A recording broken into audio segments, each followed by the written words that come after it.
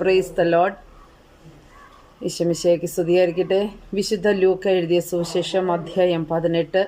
ന്യായാധിപനും വിധവയും. ന്യായാധിപൻ ഒട്ടും ദൈവത്തെ ഭയപ്പെടുകയോ മനുഷ്യരെ മാനിക്കുകയോ ചെയ്യാത്ത ഒരു ന്യായാധിപനായിരുന്നു.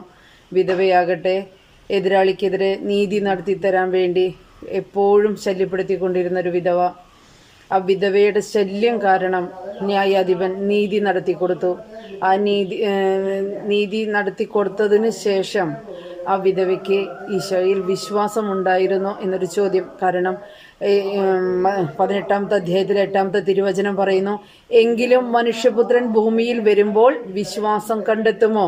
നമ്മുടെ ലോകത്തിൻ്റെതായ ലൗകിക കാര്യങ്ങൾക്ക് വേണ്ടിയിട്ട്, മക്കൾക്ക് ജോലിയില്ല, മക്കളുടെ വിശ്വാസക്കുറവ്, ജീവിത പങ്കാളിയുടെ ബുദ്ധിമുട്ടുകൾ, സാമ്പത്തിക ബാധ്യത, ഭവനമില്ലാത്ത അവസ്ഥകൾ, പലവിധ കാരണങ്ങൾക്ക് വേണ്ടി നമ്മൾ ഈശോയുടെ മുന്നിൽ മുട്ടുകുത്തി നിന്ന് പ്രാർത്ഥിക്കാറുണ്ട്.